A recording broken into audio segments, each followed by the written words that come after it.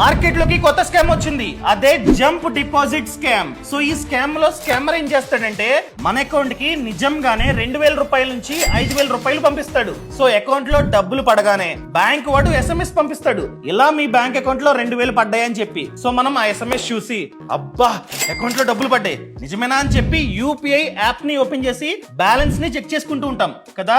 దీన్నే scammer advantage గా తీసుకొని మనం UPI యాప్ ని ఓపెన్ చేసే లోపే మనకి మనీ రిక్వెస్ట్ ని పంపిస్తాడు UPI యాప్ లో. సో మనీ రిక్వెస్ట్ రాగానే మనకి నోటిఫికేషన్ వస్తుంది, ఫోన్ పే నుంచో, గూగుల్ పే నుంచో, పేటిఎం నుంచో, ఏదో ఒక UPI యాప్ నుంచి. సో నోటిఫికేషన్ రాగానే మనం ఎలాగో కంగారులో ఉన్నాం, డబ్బులు పడ్డాయా లేదా అని చెప్పి ఎలాగో ఓపెన్ చేయబోతున్నాం UPI యాప్ ని.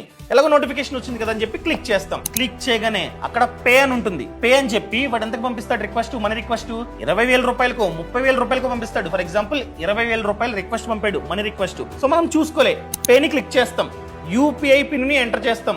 ఆ కంగారులో, ఆ సంతోషంలో పిన్ ని ఎంటర్ చేస్తే బ్యాలెన్స్ కనిపిస్తుందేమో అనుకుంటాం.